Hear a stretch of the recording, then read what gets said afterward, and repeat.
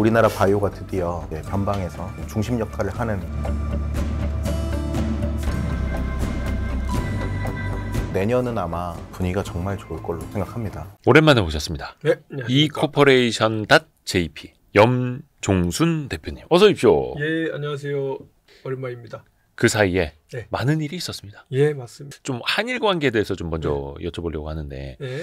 이재명 정부가 이제 시작이 됐지 않습니까? 일본 언론에서 물론 이제 지지율로 봤을 때는 이재명 대통령의 당선 가능성이 가장 높았을 텐데 일본에서는 좀 어떻게 보고 있는 이번 대선 이후의 반응 같은 거? 그게 이제 오히려 이제 역설적인 얘기인데 일본에서는 그 대선 전에 네. 그 윤석열 대통령이 공과는 별도로 하고 평가는 별도로 하고 이재명 윤석열 전 대통령이 일본에 대해서 열과성을 다하는 것처럼 보였잖아요. 그러니까 일본 사람들은 윤석열 전 대통령이 그 노멀한 사람으로 보이고 그 전에 이제 한일 관계에 뭔가 비토하거나 이랬던 사람들이 이상한 게 아니냐라는 여론이 거꾸로 생기는 거 아니에요? 그렇게 되다 보니까 뭐 좋은 면도 있긴 한데 뭔가 좋아지겠다라는 희망적인 생각을 일본 사람들이 많이 갖는 것까지 좋은데 이분이 그 전 대통령이 한 외교적인 행동, 처사가 그게 원래 정상이었다라는 일본 우익의 이야기를 뒷받침해 주는 거잖아요. 네. 그런 것들은 좀 있었어요. 그랬는데 거꾸로 그러다 보니 이제 이재명 당시 대선 후보 네. 그 전에 민주당의 대표일 때 일본에 대해서 뭐 야당이기도 하지만 강력한 이야기들을 많이 했잖아요. 네. 그런 이야기들은 계속 한쪽에서는 그런 얘기를 했던 사람이고 한쪽으로는 윤석열 씨 같은 경우에는 일본에 대해서 일본이 원하는 거 다 들어줬고 그러다 보니까 기본적으로 거리가 생겼겠죠. 그러면서 이제 뭡니까 그 언저리에 대선 직전에 일본에서 여론조사를 했어요. 네. 일본 국민들을 대상으로 마이니치 신문에서 네네네. 윤석열 대통령의 탄핵에 대해서 어떻게 생각하십니까? 라고 일본 국민들한테 앙케이트를 했어요. 그 의미가 있나요? 왜 했는지 모르겠지만 네네네. 앙케이트를 보고 참 놀랐는데 네. 그 탄핵에 대해서 잘 됐다고 생각한 사람이 그러니까 잘못됐다고 생각한 사람이 몇 프로 정도 됐을 것 같아요. 잘못됐다. 일본 국민들이. 어찌됐든 간에 우리나라에서 탄핵 결정이 난 다음에. 네, 난 다음에. 글쎄, 그래도 좀 일본 쪽에서는 윤석열 전 대통령을 좀 좋게 봤었으니까 네. 탄핵이 잘못됐다라고 보는 쪽이 많았을까요? 네. 몇 프로나 될 것 같아요? 90%에 90%. 일본 사람들이 네. 윤석열 전 대통령의 탄핵은 잘못됐다. 네, 90%가. 네. 와. 그거는 두 가지 이유가 있는데 네. 이 탄핵이 왜 이루어졌는지에 대한 정보가 일본 내에는 없어요. 정확한 정보가 없다 보니 그냥 단순한 어떤 정변으로만 볼 수 있는 거죠. 그리고 이제 그 계엄령, 비상계엄령의 그 타당성, 예. 합법성 예. 이런 거에 대해서 일본에서는 계엄령 같은 게 없어 봤기 때문에 모르잖아요.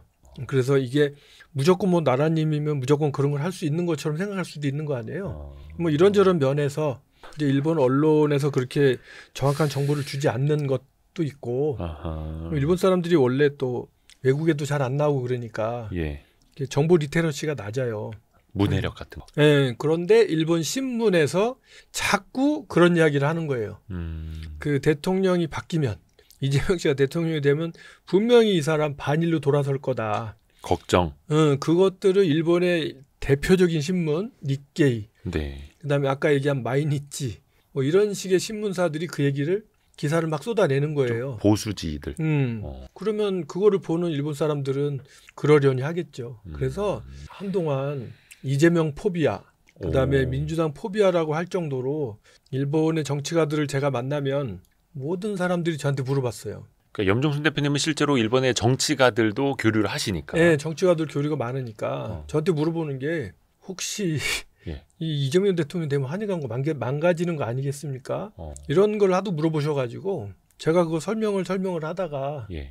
진짜 이대로 가면 안 되겠다 싶어서 오직하면 자민당이나 민주당이나 뭐 일본의 그 각 정당 네네네. 국회의원들을 만나서 인터뷰도 하고 그 국회의원 유튜브에 나가서 이 탄핵이 왜 이루어졌고 예. 탄핵 결과 어떻게 진행됐고 이런 것들을 내가 설명을 해주셨구나. 일본 남의 나라 국회의원 유튜브 출연해가지고 설명을 다 했겠어요. 그래서 정치평론가 되시는 거 아니에요? 아니 그건 아니고 이건 IT 바로 잡아야 될 전문가십니다. 거 아니에요. IT 전문가. 그리고 한일 음. 문화 전문가십니다. 바로 잡아야 되니까. 근데 그거를 설명을 하면서 왜 탄핵이 이루어졌고, 그러니까 이분이 어떻게 하다가 대통령이 됐고, 왜 탄핵이 이루어졌고, 그 다음에 왜 파면까지 이루어졌는지에 대한 전 과정을 설명을 하면서 그 상대방 국회의원은 못 믿겠다라는 거예요. 뭐를 못 믿어요? 그 이제껏 그 이루어졌던 그 스토리들을 믿을 수 없을 정도다. 예, 근데 제가 생각해도 얘기하면서도 네. 이걸 믿어줄까? 갑자기 밤에 비상계엄을 선포하고. 예를 들면 이런 거죠. 대선에 나온 후보가 예. 그 손바닥에다가 인구망자를 써가지고 그죠? 진짜 멀쩡한 정신에 한번 얘기해 봅시다. 대선 후보가 이 손바닥에 인구망자 써가지고 예. 그거 텔레비전 출연해서 카메라에 그 손바닥을 찍히고. 막 보여준다든지 그다음에 뭐 저 천공이라는 사람이라든지 뭐 그런 여러 가지 것들 있잖아요. 네네네. 우리가 많이 들은 네. 그런 얘기들이 한국 사람은 한숨은 실망정 예. 뭐 그렇구나라고 생각하겠지만 일본 사람들이 봤을 때는 안 믿어지는 얘기예요. 그거는. 그러니까 우리에서는 또 의아했던 사람도 있고 그 뭐 네. 지지했던 사람도 있고 좀 나뉘기는 하고 저희가 중요한 거는 뭐 정치적으로 뭐가 옳다 그르다 이야기하려는 건 아닙니다. 오해는 마시기 바랍니다. 저도 일본 사람들의 얘기가, 반응을 그런 이제 우리가 얘기가 배우자는 아니라 거고.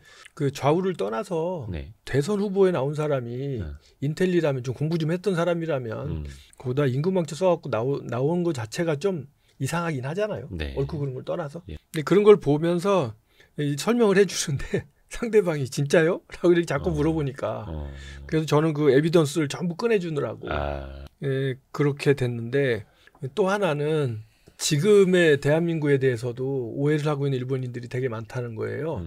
얼마 전에 그 일본의 요코하마라고 있잖아요. 요코하마에 있는 어느 고등학교의 선생님이 개인적으로 아시는 분이 있는데 네. 이분이 저한테 전화가 와가지고 자기네 학교가 교장 선생님이 내년 이후에 한국에 아이들 데리고 수학여행을 가려고 하는데 그것을 교장 선생님이 교무회에서 얘기를 하셨는데 다른 선생님들이 전부 반대를 했다는 거예요. 한국으로 수학여행 오는 걸 왜 반대해요? 반대한 이유가 그 나라 반일이라는데 우리 아이들이 위험한 거 아니냐? 네, 우리 아이들이 그 한국 갔다가 행패를 당하거나 그럼 어떡하느냐. 그 다음에 그 나라는 지금 비상계엄령이 터져가지고 뭐 나라가 뒤집히고 대통령이 파면되고 새로운 선거가 돼서 정권이 바뀌었다. 이렇게 정정이 불안한 나라인데. 불안한 지금 사회 상황 아니냐? 네, 그런 얘기를 이제 하는 거예요. 야. 그래서 내가 그게 이제 수준 있는 학교 교사, 학교 교사들이. 교사들이. 그래서 내가 너무 속상하잖아요. 그래서 그러면 그 당신 학교 교장 선생님한테 나를 소개해서 급하지만 영상 회의라도 하게 해달라 그랬어요. 아이고 바쁘신데. 그래서 그 다음 날 바로 교장 선생님하고 나하고 그 선생님하고 셋이 이제 줌 회의를 했어. 네네. 그래서 그 선생님 교장 선생님이 이런 일이 있는데 그 어떻게 생각하십니까? 라고 물어보더라고. 그래서 제가 이렇게 얘기해 줬어요. 전 세계 많은 나라들이 있는데 그 비상계엄령이 선포가 되고 탱크가 국회로 밀려 들어오는데 국민들이 맨손으로 달려나가가지고 막아낸 탱크를 막아낸 나라 본 적 있냐. 그 다음에 국회의원들이 싸그리 그날 국회에 모여가지고 아무런 폭력 없이 어쨌든 뭐 담장 넘느라고 고생을 했지만 모여서 법에 의거해서 계엄을 해제한 나라 봤냐. 있을 수 없는 얘기다. 그 다음에 합법적으로 데모를 그 비상계엄령을 실시한 거에 대한 항의 표시로 이제 대통령을 탄핵하라고 하면서 전 국민이 그 추운 엄동설 안에 아스팔트 위에 깔고 앉아가지고 눈 오는데 그것도 돌멩이가 아니고 화염병이 아니고 저기 응원봉 들고 응원을 응원봉. 해서 이렇게 해서 아이돌 응원봉 들고 결국 대통령을 탄핵시키고 그 다음에 또 종국적으로는 대통령을 파면까지 시키고 그 다음 대통령 선거를 평화적으로 치루어서 정권을 바꾼 나라 본 적 있냐? 그것도 짧은 시간 안에. 네. 뭐 이런 것들을 논거를 얘기했더니 교장 선생님이 바로 나한테 얘기하면 그 시나리오 제가 쓰겠습니다. 돌멩이가 아니라 아이돌 응원봉을 들었다. 그렇죠. 그러니까 우리는 어디까지나 합법적으로 평화적으로 했고 그런 혼란 속에서도 폭력은 없었다라는 거잖아요. 그죠? 물론 뭐 서부지법 폭동 이런 거 있었지만 그건 좀 빗나간 얘기고. 그 얘기를 했더니 이제 그 부분을 자기가 차용해서 쓰겠다고. 그러고 나서 그 다음날 교장선생님한테 연락이 왔어요. 예. 교무에서 그 얘기했더니 아무도 반론을 못하더라. 어. 그래서 결론 지금 그 학생들 왔습니까? 아니요.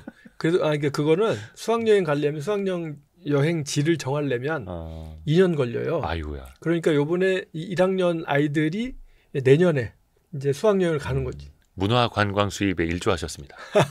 그랬는데 그 얘기를 들으면서 생각이 드는 게 대한민국이 일본의 고등학생들 수학여행을 유치하면 참 좋겠다는 생각이 들었어요. 너무 좋죠. 그게 왜 그랬냐면 일본의 경우에는 중학교 때 수학여행을 가고 고등학교 때 수학여행을 가요.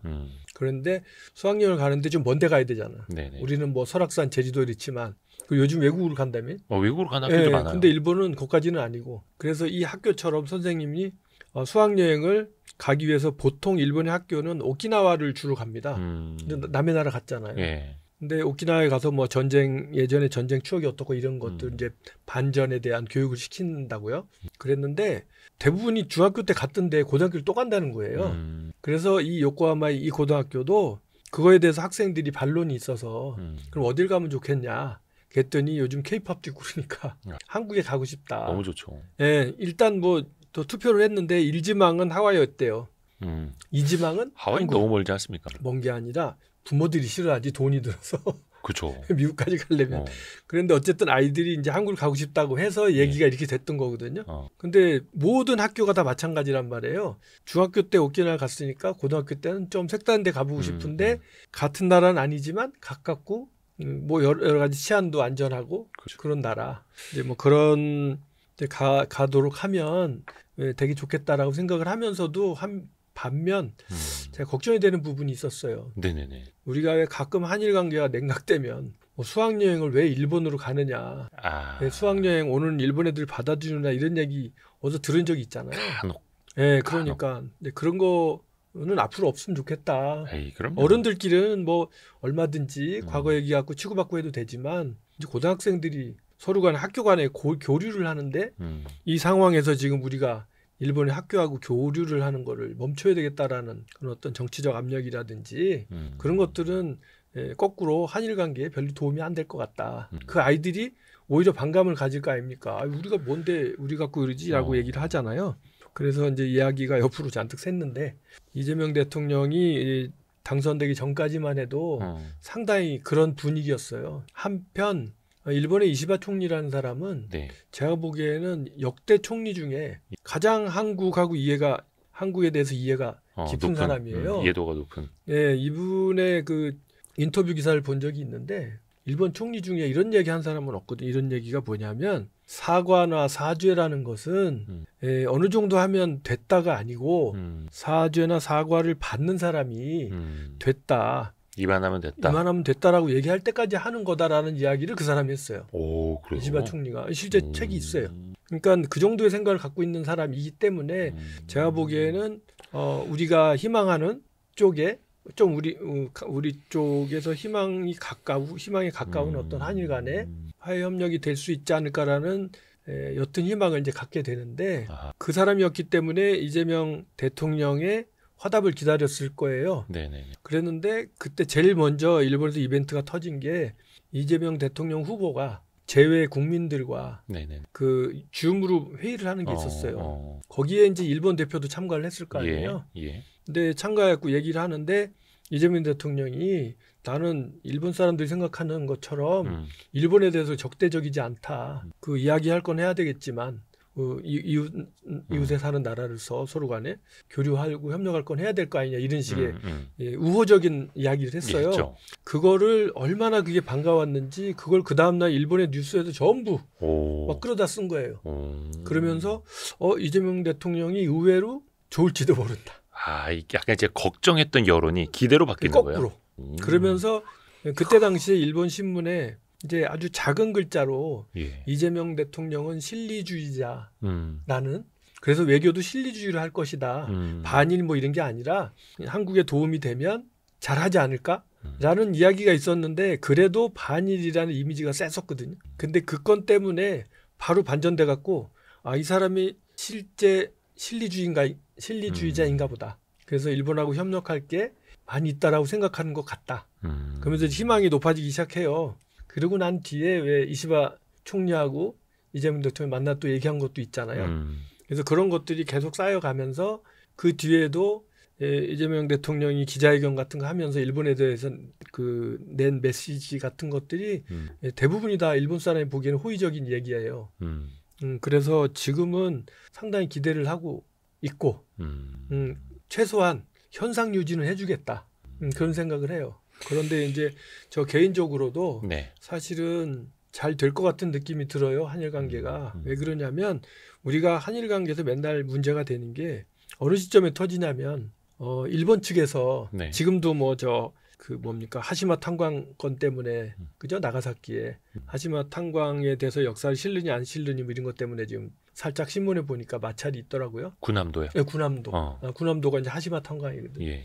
이제 그런 문제라든지 아니면 독도 문제라든지 위안부 문제, 징용국 문제 이런 것들 때문에 이벤트가 반드시 생기잖아요. 네. 일본이 뭐 일본 방위성이 방위백서에 뭐 독도를 실었느니 이런 이벤트별로 한 번씩 양국 이제 간에 어긋나죠. 어긋날 거란 말이에요. 그런데 제가 보기에는 그 요번에 윤석열 대통령이 그 위안부 문제라든지 징용국 문제에 대해서 뚜껑을 확 덮어버린 거 아닙니까 지금?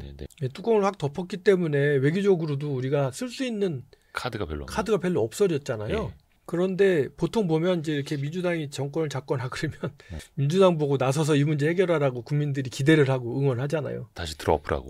그렇더라고. 근데 지금 이 상황은 아무리 이재명 대통령이라도 없는데 한계가 있는 거예요. 외교적으로 뚜껑을 덮어버려가지고. 그래서 그런 측면에서 서로 간에 이제 그 나쁜 쪽으로 흐를 수 있는 방파제가 조금은 생긴 거 아닌가.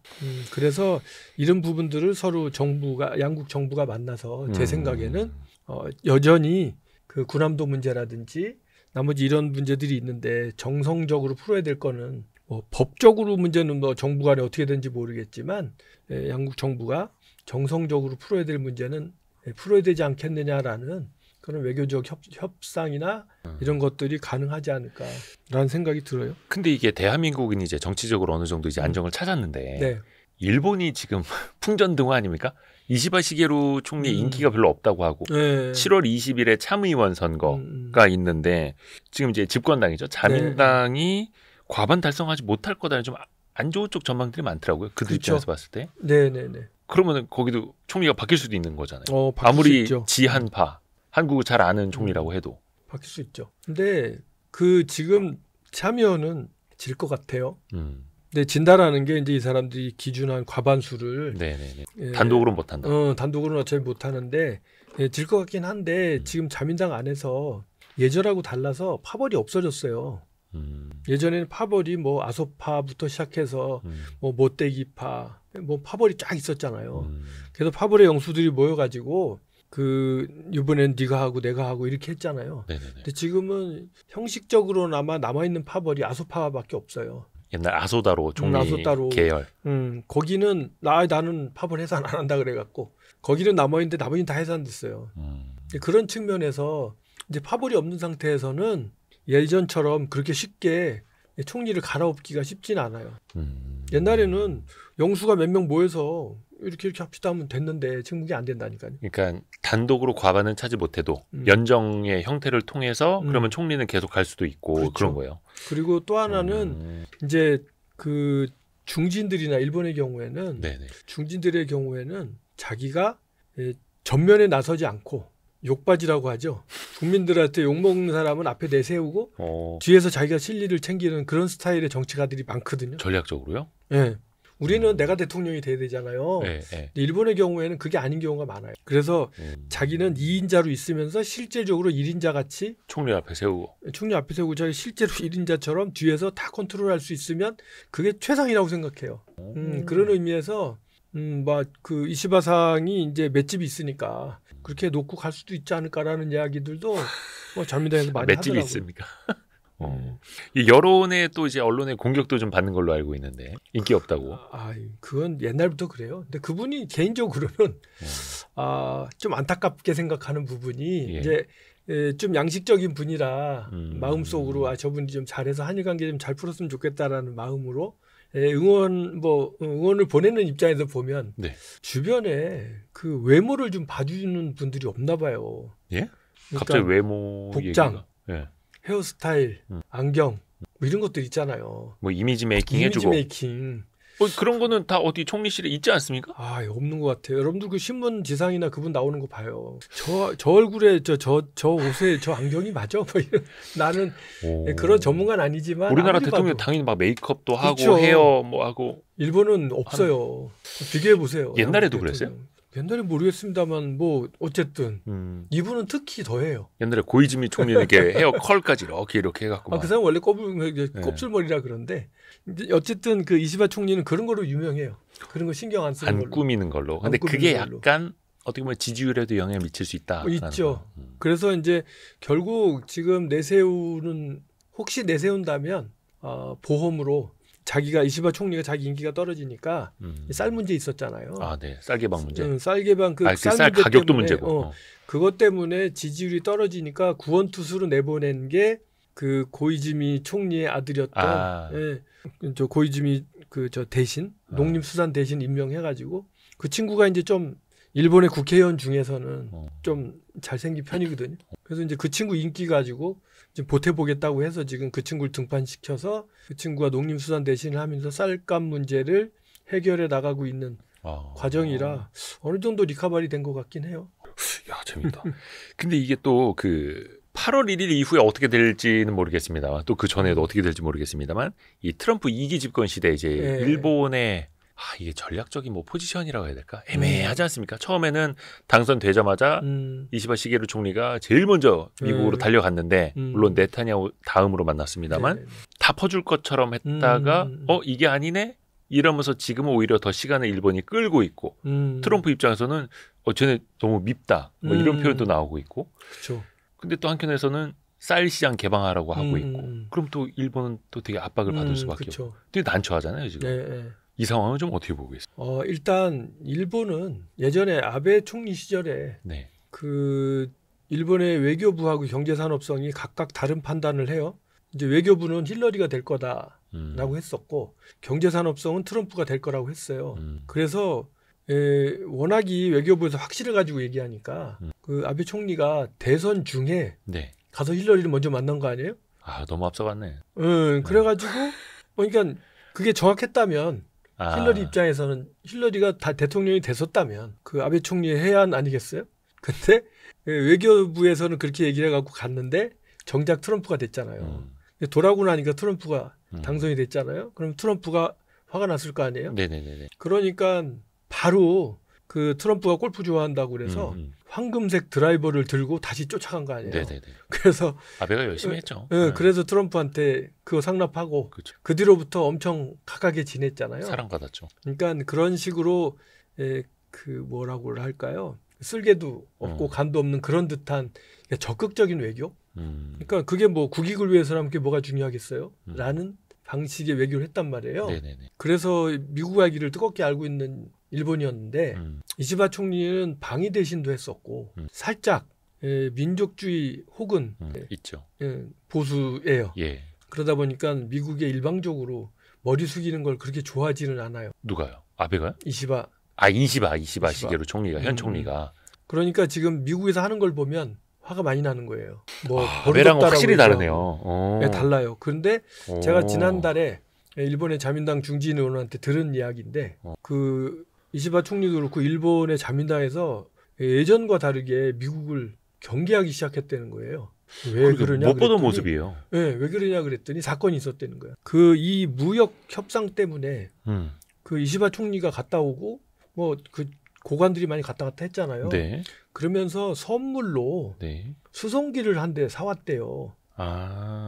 엄청 비싸잖아요. 예. 수송기를 하나 사왔는데 그 사와가지고 일본 내부에서 자민당에서 난리가 났대는 거예요. 왜요? 왜 그러냐면 그 수송기가 생산 중단된 거래요.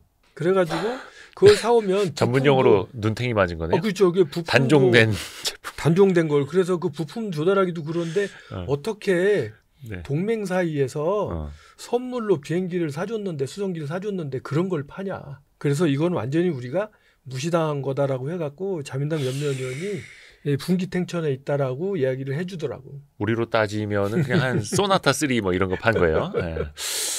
그래서 그거 보니까 요즘에 오늘 어제 반응도 그렇잖아요.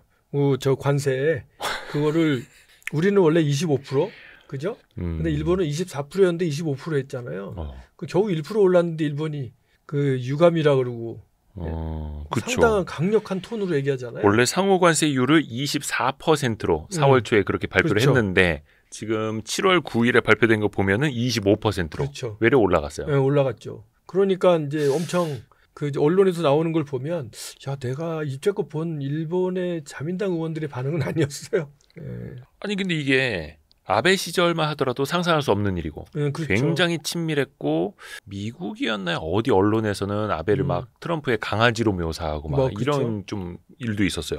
근데 21세기로 완전히 달라졌네요. 근데 이게 또 우리 입장에서 보면 한미일 그 공조가 좀 탄탄해야 안보적으로도 그렇고 외교적으로 좀 안정을 찾을 수 있는 건데 미국하고 일본이 약간 좀 불편해졌다? 우리 입장에서 조금 신경 쓰이지 않을까요? 글쎄요. 저는 외교 전문가가 아니라서 잘 모르겠고 그냥 저 개인적인 생각을 하자면 그 요즘 돌아가는 상황을 보면 네. 그 거꾸로 우리가 미국과의 관계 우리와 미국과의 관계나 일본과 미국과의 관계나 그렇게 뭐 좋을 건 별로 없잖아요. 다 계산적이고. 그러니까 우리한테 예전에 적어도 상식적인 수준에서 대한민국 정부에 뭔가 요구를 했던 미국 정부하고 좀 다르지 않습니까? 많이 다르죠. 트럼프의 막무가내로 뭔가 요구하는 거잖아요. 그런데 그게 우리 한국만 단독으로 야 그렇게 하면 우리 못하겠는데요라고 하면 일본은 잘하는데 우리만 못하면 그건 두 가지 문제가 생겨요. 하나는 상대 미국에서 야 일본은 듣는데 니네는 왜 그래라고 할 거고 국내에서는 역시 뭐 민주당 정부나 이쪽이 들어오면 미국하고 잘 못 지낸다라는 얘기를 할 수도 있잖아요. 그런 것이 신경이 쓰일 텐데 지금 지난번에 어딥니까 그 나토 회의 안 갈 때도 이재명 대통령이 안 간다고 그러니까 이시바 총리가 그러면 나도 안 간다고 뭐 이런 식으로 그래요? 했잖아요. 그런 측면에서 서로 간에 핑퐁 치면서 실리를 찾을 수도 있잖아요. 그러니까 우리도 일본 핑계대고 일본도 우리 핑계대고 하면서 뭐 약한 사람의 애환인데 약간 적어도 그거네요. 일본이 미국하고 사이가 조금 이제 멀어져 가고 있으니 최소한 우리는 최악으로는 안 가겠구나. 그렇죠. 난 그렇게 생각해요. 상대 비교하면. 이게 참 그래서 참 외교가 어렵습니다. 또 그게 또 트럼프의 미국이기 우리 힘을 때문에. 길러야죠. 뭐. 요거 하나 또 여쭤봐야겠다. 우리나라는 그 민생 회복 지원금이라고 해서 15만 원부터 최대 52만 원까지 이제 지급이 되거든요. 근데 일본에서도 지금 이제 자민당 정부에서 3만엔씩 1인당 2만엔 우리나라 돈으로 이거 얼마입니까? 20만 원 정도? 이거 지급하자라는 정책을 내놨는데 정작 국민들이 반대했다고 하더라고요. 국민들이 반대했는지 저는 일본 국민은 아니지만 이게 정상적인 비자를 가지고 있는 사람은 일본 국민과 똑같이 돈을 받을 권리가 있어요. 그래서 저도 4인 가족이니까 8만엔 정도를 80만 원을 받을 수 있는데 나는 줬으면 좋겠거든요. 근데 일본 내 여론은 오히려 이런 그거는 제가 보기에는 지원금을 준다고 해도 부정적이었다. 제가 보기에는 두 가지 이유인데 하나는 그냥 정치적인 이유예요. 대한민국도 야당에서. 대한민국도 정부가 무슨 뭐죠? 뭐 그런 돈 준다 그러면 그 막 예산을 뭐 낭비하느니 뿌리느니 하고 정치적으로 대립하는 세력이 반드시 있지 않습니까? 이쪽이 됐든 저쪽이 됐든. 상대편에서. 그리고 이제 언론도 마찬가지고. 그리고 원론적으로 얘기하면 그런 돈 줄 상황이 아니죠. 원론적으로 얘기하면. 뭐 지금 팬데믹도 나라빚도 아니고. 많고. 그다음에 한편으로 저는 이제 IT 전문가고 행정 전문가니까 그런 이야기 하는 사람들 중에는 이런 이야기가 있어요. 그 2만엔씩 주면 무슨 일이 벌어질 거냐 하면 그게 그 사람의 소득 수준에 맞추어서 일정 소득이 있는 사람은 주고 일정 소득이 많은 사람은 안 준다. 차등 지급. 차등 지급 이런 일을 많이 하게 되잖아요. 그러면 대한민국처럼 전자정부 시스템이 잘 돼 있어서 이게 탁탁 키보드 두드리면 소득대로 딱 대상자가 나오는 나라가 아니에요. 일본은. 그러니까 그게 없으니까 그거를 찾아내기 위해서는 그 컴퓨터 시스템을 새로 만들어야 돼요. 그것 때문에. 그거를 그래서 1700 지방자치단체가 각각 그 대상을 추려내는 소프트웨어를 1700카피 만들어야 되고. 아니 근데 일본에도 국세청 같은 조직이 있을 거 아니에요. 소득세 다 매길 거 아니에요.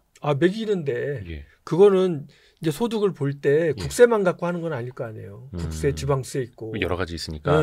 그다음에 뭐 연말정산은 하지만 예. 또 다른 얘기지 않습니까? 그래서 그 사람의 재산이 얼마나 있고 근데 그런 것들이 데이터베이스화 돼서 정확하게 대한민국처럼 파악이 안 되기 때문에 그걸 하려고 그러면 실제 예를 들어서 그 2만 원씩 지급한다고 칩시다. 2만 원씩 지급했을 때 들어가는 돈이 1,000억이다 하면 그 1,000억을 지급하기 위해서 쏟아부어야 될 코스트 그게 2,000억이 될 수도 있어요. 네네네. 그러니까 배보다 배꼽이 더 큰 거 아니에요. 우리나라의 상식으로 일본을 보면 안 되는 게 우리나라는 국세청에 모든 데이터가 있으니까 두드려 보면 뭐 자산이 얼마 이상이고 작년 소득이 얼마였던 사람 이렇게 뽑으면 아무리 딱 나오잖아요. 그것도 막 신용카드사들 다 막 협조하고 그쵸. 무슨 페이 다 협조해서 바로바로 지원금 차차작 나가고 체크카드로 써도 되고 되게 유용하게 그쵸. 빨리 되는데 일본은 그거 자체가 안 된다. 그렇죠. 그리고 분명히 이게 2만 원씩 준다 그러면 지난번에 코로나 지원금 줬을 때를 대비해서 얘기를 하면 네. 2만 원 준다 그러면 어떻게 프로세스가 이루어지냐면 일단은 그 주민이 신청을 해야 돼요. 네네. 우리 직접. 집은 4인 가족입니다. 하고 신청을 이제 하잖아요. 네. 그 신청을 해서 인터넷으로 신청을 하라고 시킬 거예요. 예. 지난번에 그렇게 했어요. 열심히 신청을 했는데 그러면 이제 뭐 10만 명이 100만 명, 1000만 명이 신청자가 들어왔을 거 아니에요. 네. 그러면 그걸 지방자치단체별로 장부를 나눠서 각 지방자치단체에 줬겠죠. 지난번 얘기입니다. 네. 코로나 때 줬더니 지방자치단체장께서 텔레비에 나와가지고 이거 인터넷으로 신청 좀 하지 말라고. 왜요? 그 수작업으로 하자고 시장님 얘기하는 거예요. 왜 수작업을 하죠? 그래서 상식적으로 이해가 안 가잖아요. 네. 이것 때문에 우리 직원들은 죽어납니다라고 얘기를 하는 거예요. 인터넷으로 하는데요? 그렇죠. 반대 아니? 신문기사 찾아보면 나옵니다. 아니 그 종이로 써서 내면은 그게 더 많아지는 거 아니? 근데 그 왜 그랬냐면 예. 이제 인터넷으로 제가 염종순 뭐 주소 쓰고 4인 가족 그래서 저희 아들 이름 쓰고 이렇게 썼단 말이에요. 근데 그거 등록을 했어요. 그게 지방자치단체를 가잖아요. 네. 그러면 첫 번째 염종순이라는 사람이 우리 지자체에 사는 사람이 맞는지를 확인해야 되겠죠. 네. 그리고 거기 이제 항목에 우리 식구들 이름 네 사람 들어가 있는 거 네. 뭐 이런 것들 주소라도 다 확인할 거 아니에요. 네. 인적사항 생년월일. 근데 인터넷으로 신청하는 사람들이 그 한자를 틀린다든지 그다음에 뭐 주소 번지수가 틀린다든지 그다음에 왜 알파벳에서도 대문자 소문자가 있듯이 일본에는 전각 반각이라고 해서 이 모드가 있어요. 네네네. 입력 모드가. 그거가 잘못되면 컴퓨터는 다 그 에러로 처리를 해요. 그러니까 다른 그냥, 사람이 돼버리는 거네. 그냥 엑셀로 쫙 해가지고 돌리면 안 맞아. 매칭하는데 매칭해서 못 찾는 사람이 많이 나와요. 그리고 한자도 또 틀리고. 그러니까 예전에 우리나라도 있었는데 저 어릴 때 있었는데 그 고등학교 할 때 고자 있잖아요. 예. 고자가 두 종류가 있잖아요. 입구자가 들어가는 타입이 있고 아주 옛날에 고자도 있어요. 그런 식으로 일본 사람들은 같은 뭐 다카하시 그래도 그 고자를 다르게도 쓰거든. 같은 의미지만 그렇죠. 같은 뜻 같은 의미지만 한자지만 외자라고 해서 똑같은 한자라도 내가 입력한 것과 반드시 호적에 올라가 있는 한자 같다는 보장이 없어요. 그러니까 지방자치단체에서는 컴퓨터로 입력돼서 그걸 엑셀로 다운로드 받아갖고 자기들 주민대장하고 대조를 하더라도 한 20, 30%가 안 맞는 거예요. 그게 여러 가지 이유로. 그러다 보니까 어떻게 해요? 하나하나를 일일이 대조해야 되잖아요. 그게 뭐 10명, 20명도 아니고. 그렇죠. 그러니까 공무원들이 죽어나는 거예요. 자, 근데 그러면 그렇게 하지 말고 수작업으로 하면 하자. 그러면 공무원들 일이 줄어든다 그러는데 그건 어떻게 줄어드냐면 아예 시청 내에서 자기 주민들 대상으로 세대별로 몇 명인지 정보가 있잖아요. 네. 그래서 자기들이 가지고 있는 데이터를 가지고 신청서를 내가 쓰는 게 아니라 시청이 인쇄를 해요. 그럼 자기들이 갖고 있는 데이터니까 정확하잖아요. 예. 그거를 우편으로 각 집으로 보내.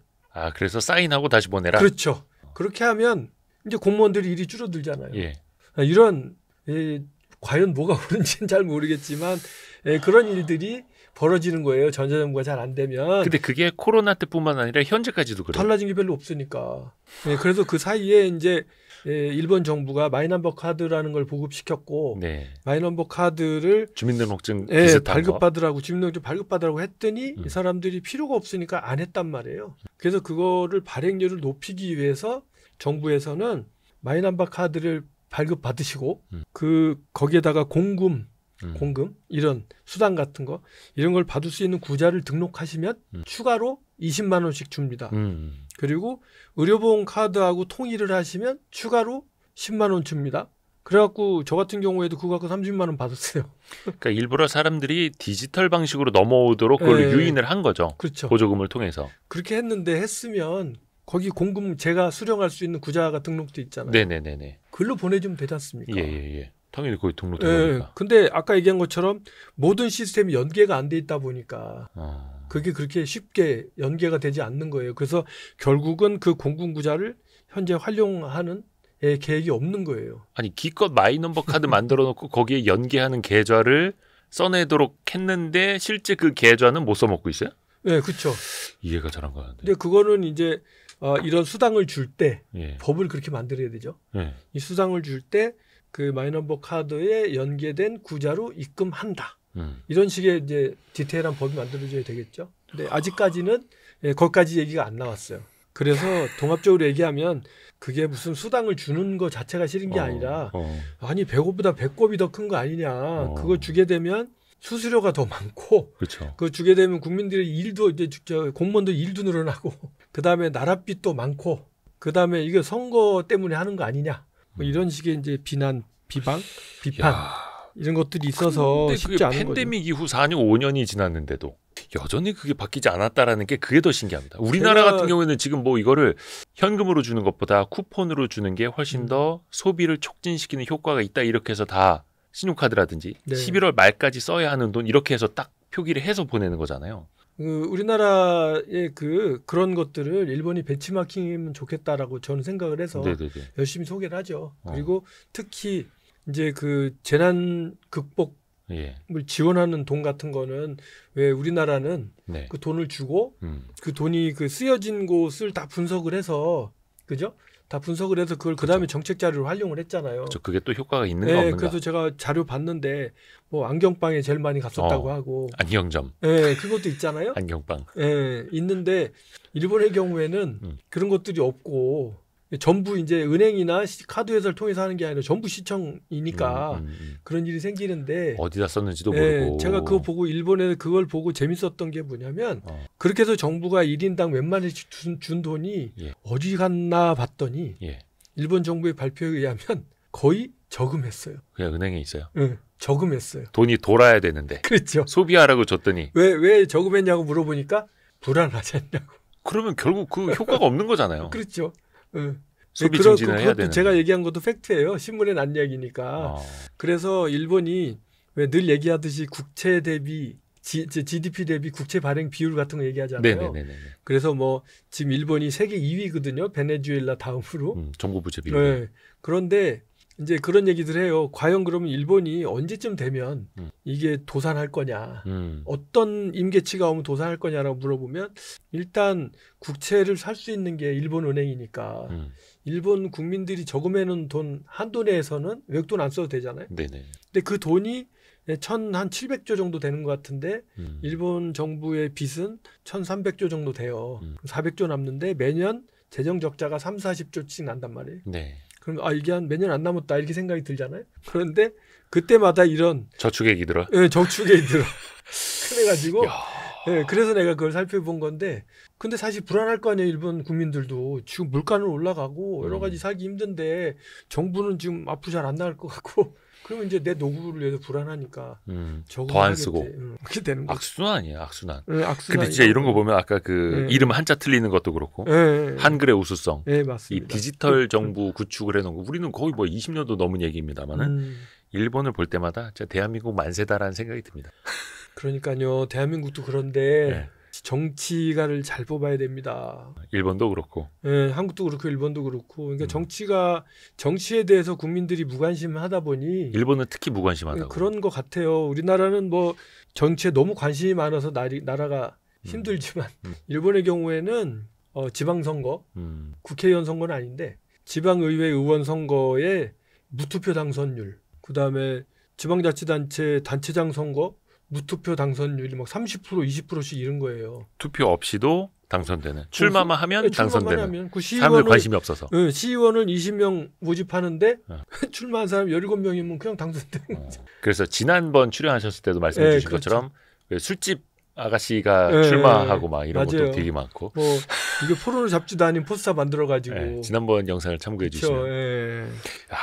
다음 이슈로 좀 넘어가 볼게요. 아, 네. 이거 너무 재밌네.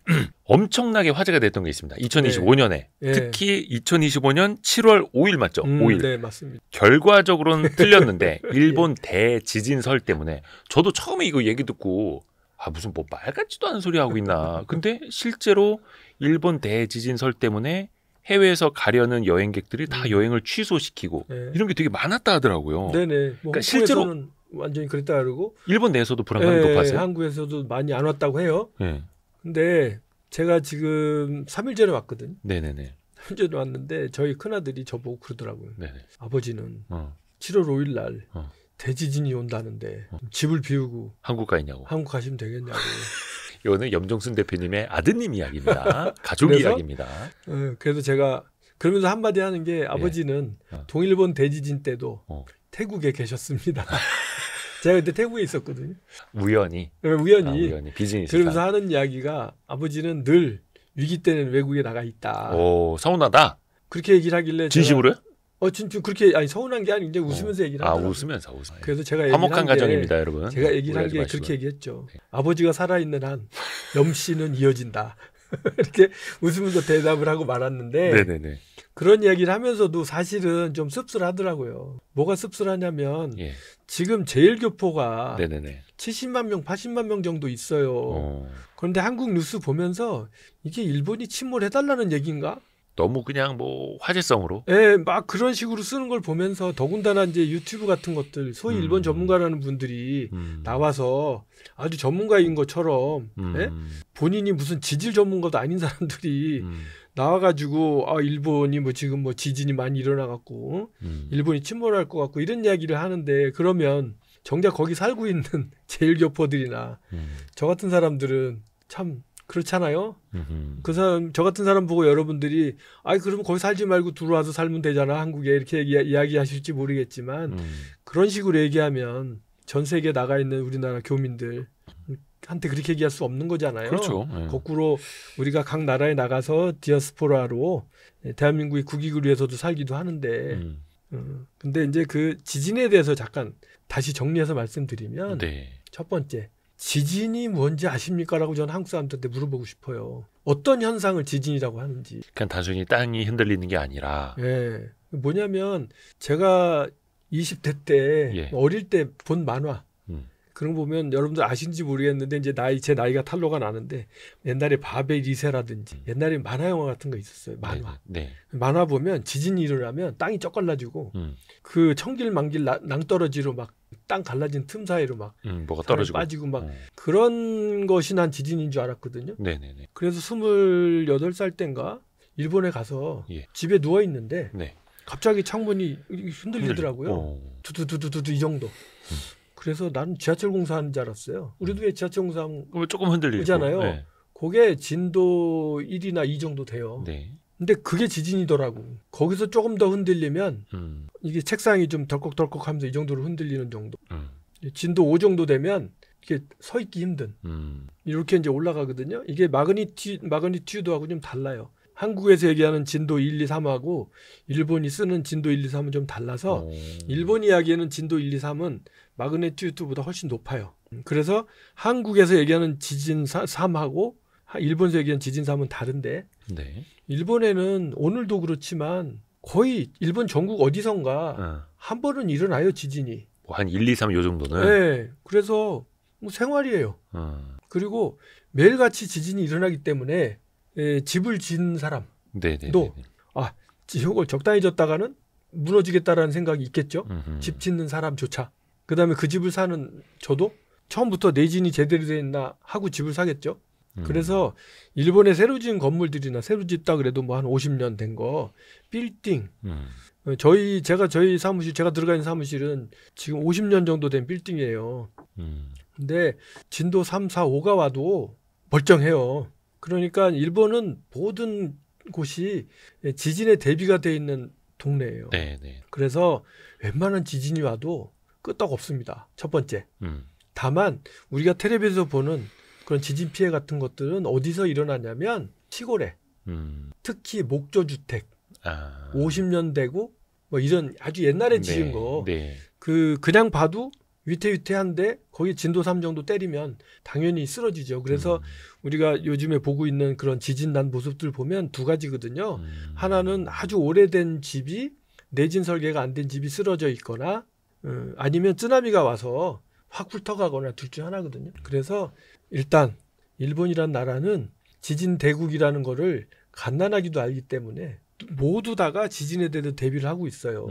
그래서 그렇게까지 지진이 온다고 해도 동일본 대지진이 진도 7, 8이었어요. 네네네. 거기서 동경에서 피해본 거 없지 않습니까? 그 쓰나미 온 데만 피해본 거지. 사실상 뭐 원전 피해가 가장 그렇죠. 컸고. 네, 그 정도 피해지 나머지는 없거든요. 그래서 한국에서 얘기하는 것처럼 뭐 어마어마한 지진이 온다고 해도 제가 보기에는 그 일부 지역에는 영향을 받겠죠. 근데 그거는 이제 한국에서 유튜브 같은 데 보시면 전문가들이 얘기하는 난카이 대지진이라는 게 있어요. 네. 남해 대지진을 얘기하는 그 건데 되게 오래전이죠. 예, 그거는 그 시즈오카 밑에 네. 후지산 이쪽으로 태평양 쪽으로 거기서부터 시작해서 저 큐슈 일대까지 그 멘틀이 갈라져 있는 데가 있어요. 그래서 지금 거기가 이제 멘틀 위에 올라와 있거든요. 거기의 경우에는 이제 지진이 일어나면 난카이 대지진은 150년에서 200년마다 한 번씩 일어난다는 역사적인 근거가 있는 이야기가 있어요. 네네네네. 그런데 지금이 그 시기에 가까워져 가고 있다라고 그거는 이제 얘기해요. 확률적으로. 예. 그런데 더 재밌는 거는 그런데 지금 예전보다 큰 지진이 일어날 확률이 2배가 됐다고 해요. 그래요. 예, 그러니까 우리가 보기에는 큰일 났다라고 생각을 하잖아요. 근데 그게 그 가능성이요. 100% 중에서 3%였는데 2배가 되면 6%. 6%잖아요. 예. 100%였는데 2배가 되면 200%잖아요. 예. 제가 알고 있기로는 그건 저 밑에 숫자예요. 3% 미만. 그러니까 확률이 올라가긴 했고 분명히 2배가 되긴 했는데 그게 그렇게까지 높지는 않다. 다만 반드시 올 거라고는 해요. 아마 제가 살아있는 동안에 올 거예요. 그게 오게 되면 그 태평양의 면에 있는 오사카, 그다음에 교토, 나고야, 이 시코쿠 이쪽 언저리는 쓰나미 피해를 입을 거는 확실해요. 그래서 그걸 일본 사람도 다 알아요. 그래서 어떻게 해야 최소한의 쓰나미를 막을 수 있느냐를 고민하고 있거든요, 지금. 그래서 그거는 그렇게 될 거라는 거. 또 하나는 후지산이 분화할 거다라는 얘기도 있고, 예. 후지산도 아마 그 정도 큰 지진이 오면 영향을 받지 않겠어요? 라는 생각을 할 수 있지 않습니까? 그래서 후지산이 분화한다고 하면 이제 후지산에서 반경 몇십 킬로까지는 상당히 큰 피해를 입겠죠. 근데 동경까지는 실질적으로 폭발하면서 돌이 날아온다든지 용암이 흘러온다든지 그런 거 없을 거 아니에요. 네. 다만 성층권까지 화산재는 올라갈 거고 그게 여름에 오면 화산재가 일본 열도에도 떨어지고 대한민국에 날아올 거고 겨울이면 태평양 쪽으로 가겠죠. 근데 이제 저희 집은 후지산에서 직선거리로 한 150km 정도 떨어져 있는데 150km 정도 되면 화산재가 한 1cm 정도 쌓일 거라고 해요. 그러면 눈 온 것처럼 모든 도시가 1cm 정도 쌓이면 심각하죠. 그렇죠. 농작물 다 죽고. 그렇죠. 그래서 저희 집에는 지금 일단 태양열이에요. 지붕이.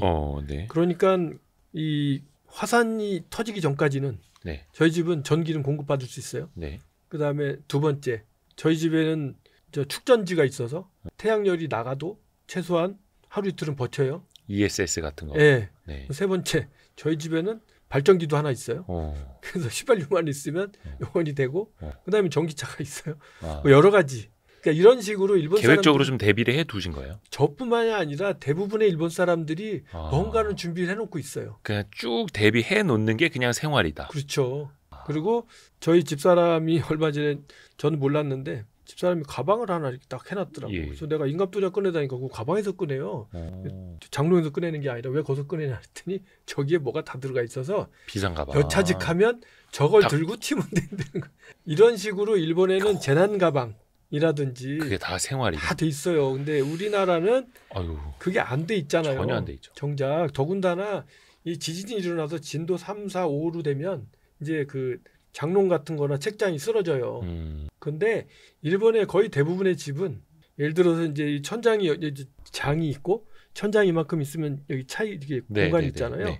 여기다 그 봉 같은 거를 끼워요. 그걸 팔아요. 움직이지 않게. 네, 그래서 위아래를 딱 고정해서 책장이 자빠지지 않도록 책장이 자빠져서 거기 깔려 죽을 수 있거든요. 그러니까 일본에는 온갖 방제 기구가 다 있고 그다음에 전 국민이 해저드 맵이라 그래서 홍수가 나면 어디에 물이 많이 모이는지 이걸 지방자치단체에서 다 알려주고 그래서 집 살 때도 해저드 맵 보고 여기는 이게 비가 오면 침수될 수도 있겠다는 것도 다 아니까 그거 보고 산다고요. 그래서 얘기가 길어졌습니다만 첫 번째 일본이란 나라에 지진이 온다고 하는데 그 요 근래 한국에서 떠드는 얘기는 전혀 황당무계한 만화 같은 얘기고 실제 만화에 나오는 이야기잖아요.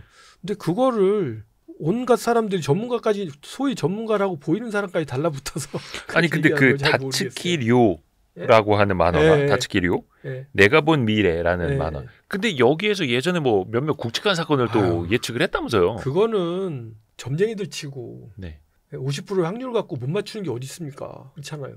뭐 하나 큰 거 딱 던져놔서. 그렇죠. 그렇게 얘기하면 내가 보기에는 노스트라다무스 예언하고 별로 다를 게 없어요. 저도 옛날에 얼마나 어렸을 때 걱정했는지. 그러니까 세상 예를 들어서 제가 살아 있는 동안 반드시 난카이 대지진이 옵니다. 이게 100% 맞을 거예요 아마.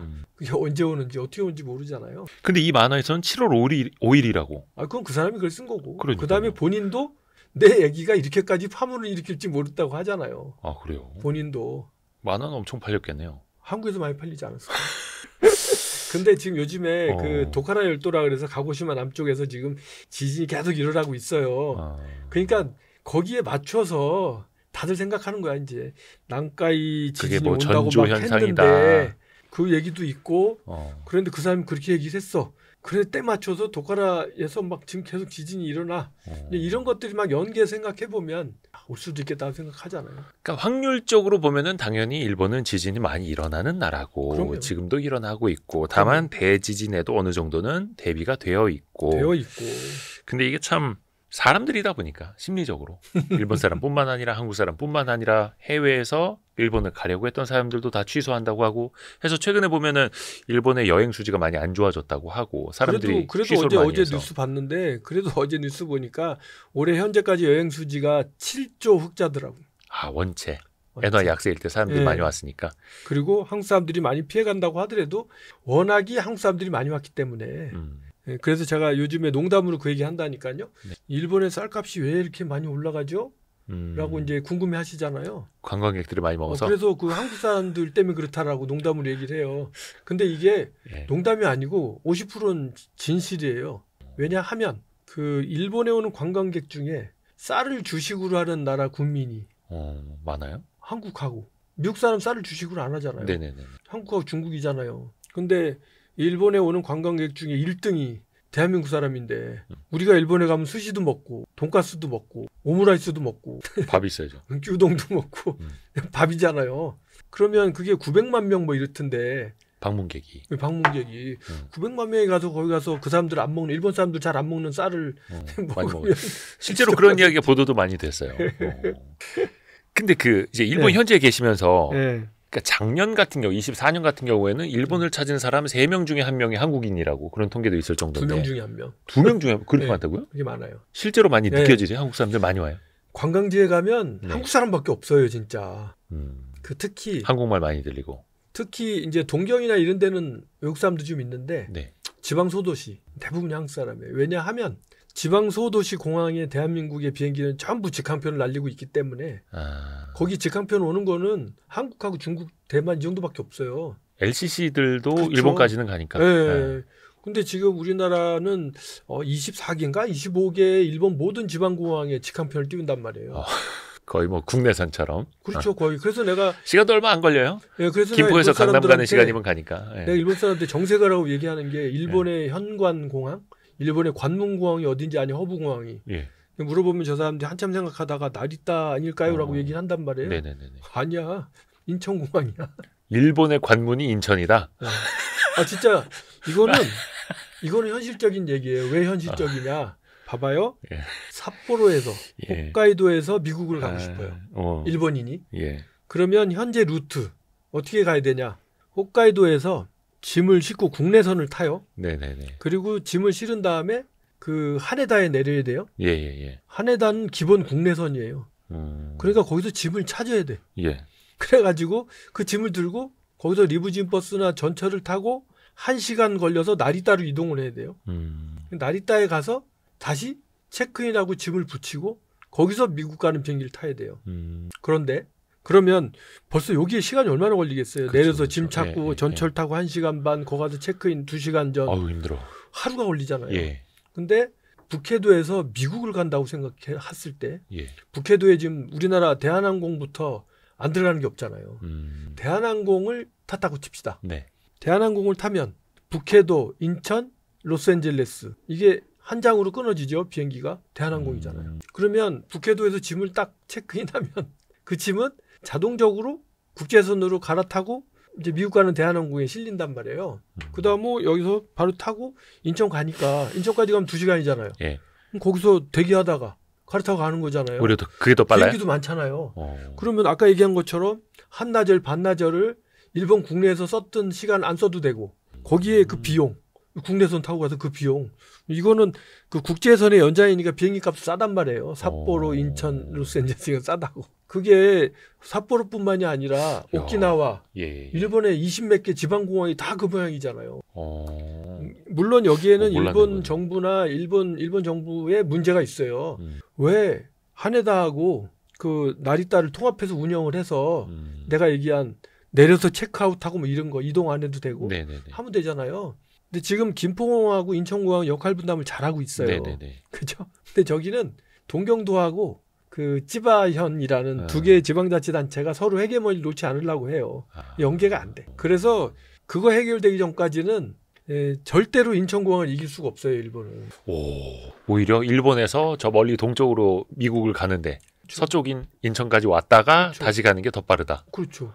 오, 이거 몰랐네요. 그렇잖아요. 예. 맞지 않습니까?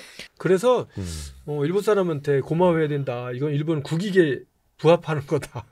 그렇잖아요. 일본 국민의 재산의 손실 일어나는데 대한민국이 그거를 도와주고 있는 거지 않습니까? 물론 비즈니스지만. 또 하나가 요즘 그 한국 젊은 사람들이 일본 여행하고 있는 거 보면 좀 답답한 측면이 있다. 요즘에는 우리 한국 젊은이들한테 꼭 얘기해주고 싶은데 그 일본이라는 나라가 참 아기자기하고 볼 것도 많고 먹을 것도 많고 참 좋아요. 그래서 또 우리 대한민국의 젊은이들이 일본에 많이 놀러 오고 하는 거를 일본에 사는 어른으로서 한 사람으로서 되게 좋아요. 반갑고.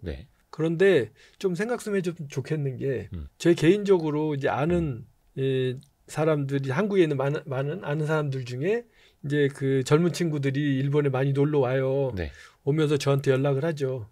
요번에 일본에 가는데 맛집을 뭐 여기저기 들렸으면 좋겠는데 서핑을 해보니까 여기가 좋아서 이렇게 코스를 잡았는데 어떻게 가야 됩니까? 라고 나한테 물어봐요.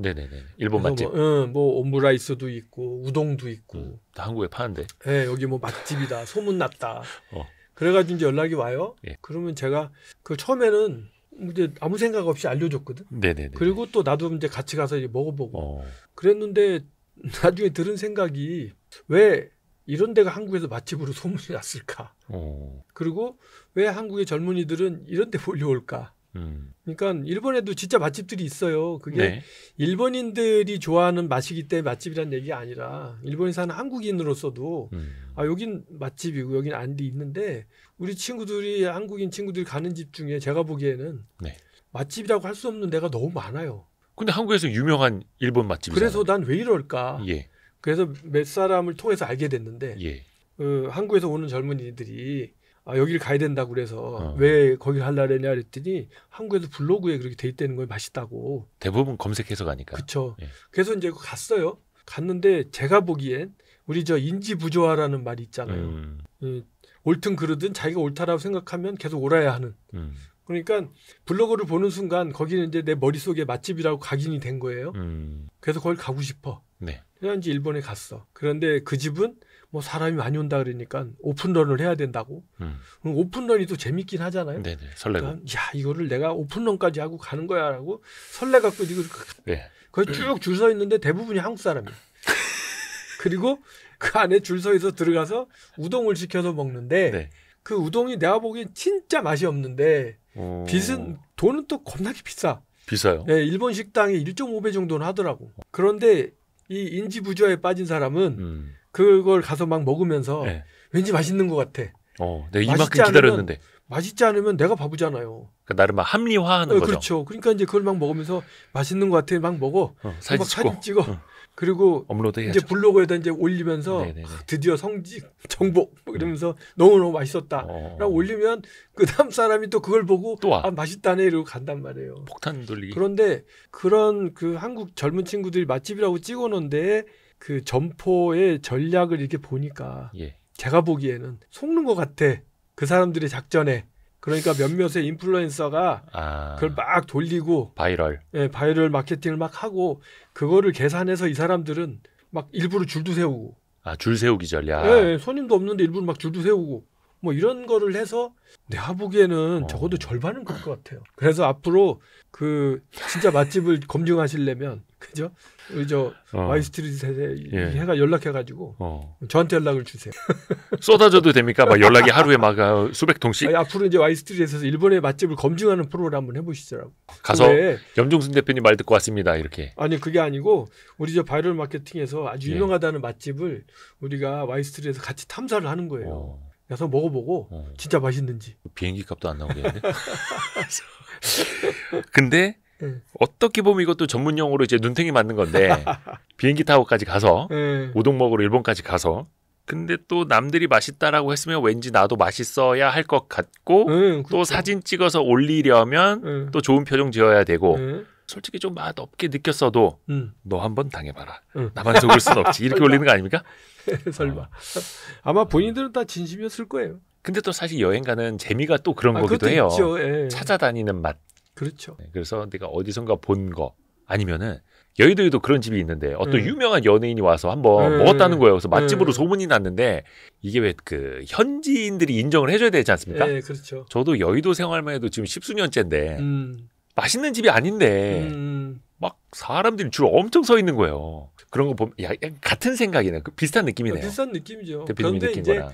그 내 조국의 젊은 친구들이 아까 말씀하신 전문 용어인 내 젊은 후배들이 내 사랑하는 후배들이 와서 눈탱이 맞는 거 속상하지 나는. 그러니까 그런데 가지 말고 좀 이게 뭐라 그러나 좀 탐험을 해서 본인들이 새로운 맛집을 찾아내고 알아야 되는데 사실 저 제주도에 사시는 형님도 그 말씀 많이 해주시거든요. 현지인이 가는 맛집을 가야 된다. 관광객이 가는 맛집이 아니라 완전 그렇죠? 다르다.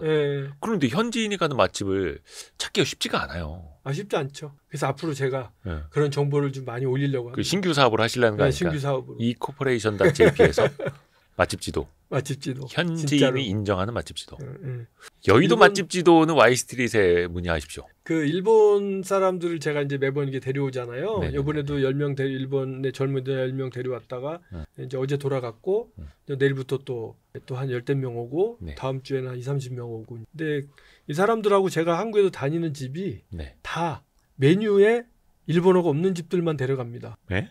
어디 한국에 왔을 때? 네, 한국에 왔을 때. 메뉴에 일본어가 없는 집을 주로 데려가요. 왜냐하면 그 의전상 뭔가 격식 있고 이런 경우에는 또 그렇지만 그게 아니고 평범한 사람들이 와서 먹기에는 제가 생각하기에는 진짜 맛집으로. 우리의 맛의 강점은 한국스러운 데 있어요. 그렇죠. 근데 애시당초 외국 손님 받겠다고 막 작정하고 덤비는 가게는 제가 보기엔 가격에 비해서 그렇게 맛있질 않아요. 그리고 제가 그 일본 사람 데려와서 뭐 먹였을 때 상당히 인기가 높은 메뉴 중에 하나가 짜장면이에요.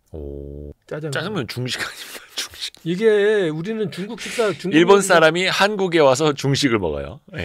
글로벌합니다. 근데 그 우리나라 사람들이 잘 모를 수도 있는데 이 짜장면이란 요리는 우리가 중화 요리라고 생각하지만 중국에는 없는 중국 요리 아닙니까 이게? 우리식으로 잘 만든 거죠. 그렇죠. 이게 메이드 인 코리아예요. 춘장만 중국 거 아닙니까? 그렇죠. 춘장만 중국 거죠. 그리고 춘장 갖고 이제 그걸 베이스로 새로 만들잖아요. 그래서 제가 일본에도 짜장면이 아니라 비슷한 게 자자면이라고 있어요. 생긴 거 비슷해. 춘장으로 만들고. 근데 맛이 전혀 달라요. 그리고 이번에 사천에 가서 중국에 성도에 갔다 왔는데 거기서도 짜장면 비슷한 게 있더라고요. 근데 먹어봤거든요. 그것도 전혀 맛이 달랐어요. 한국의 짜장면이 최고였습니다. 근데 엊그제도 일본인들 데려와가지고 짜장면, 콩국수, 짬뽕 이 세 가지를 딱 해줬는데 그 중에 투표해 보니까 짜장면이 인기 1위더라니까. 진리죠, 진리. 일단 달달하고. 예, 일단 달달하고 덜 맵고. 음. 근데 짬뽕 같은 경우에 일단 매운 거 좋아하는 사람은 짬뽕도 괜찮아. 일본에 여러분들 드셔보셨는지 모르겠는데 나가사키 짬뽕이라고 있잖아요. 예, 그 하얀 국물 예, 맞아요. 짬뽕. 예. 저는 한국의 짬뽕 생각이 나면 고춧가루를 들고 나가사키 짬뽕 집에 가요. 그래서 나가사키 짬뽕에다가 고춧가루 팍 타면 거의 한국의 짬뽕 거기는 빨간 맛이 국물 짬뽕이 별로 없어요? 없죠. 일본에도 중국집 있을 거 아니에요, 중국집. 이게 중국 요리가 있겠죠, 거기. 네네네네. 그 중국 요리지. 아, 그건 좀 달라요, 한국식 짬뽕하고. 다르죠. 일본의 짬뽕은 하얘요. 그게 기본. 그게 기본이지. 빨간 짬뽕은 대한민국이 그런 거고 일본의 짬뽕은 하얗습니다. 그리고 짬뽕의 원조는 일본입니다. 짬뽕이라는 단어도 일본에서 온 단어고. 짬뽕이 중식 아니에요? 중국집에서 파는데? 우리가 왜 그러잖아요. 뭐 야 이게 짬뽕 됐다면 이런 얘기 하는데 그게 이제 그쪽에서 온 거 아닙니까? 일본 쪽에서요? 아니 그 메뉴가 예. 나가사키 짬뽕이라는 게 먼저 있었다고. 저 몰라가지고 진짜. 저도 정확하게 중국집에서 몰라요. 파라고 저는 짬뽕이 중식인 줄 알았죠. 짬뽕이 중국어는 아닌 것 같은데요. 나가사키 짬뽕 약간 거기에 특색을 또 살린. 네. 근데 어떻게 하다 이야기가 이렇게 샜습니다만은 결론은 네. 한국 사람들 일본 가서 괜히 이상한 맛집에 가서 줄 서고. 그렇죠. 비싼 돈 오히려 더 비싸게 사 먹지 말라. 알아야 됩니다. 알아야죠. 모르니까. 아는 게 힘입니다. 네, 아는 게 힘입니다. 오늘 너무 재밌었습니다. 진짜. 네. 우리 염종순 대표님은 한국에 오실 때만 뵐 수 있는 분이어가지고 귀한 분입니다.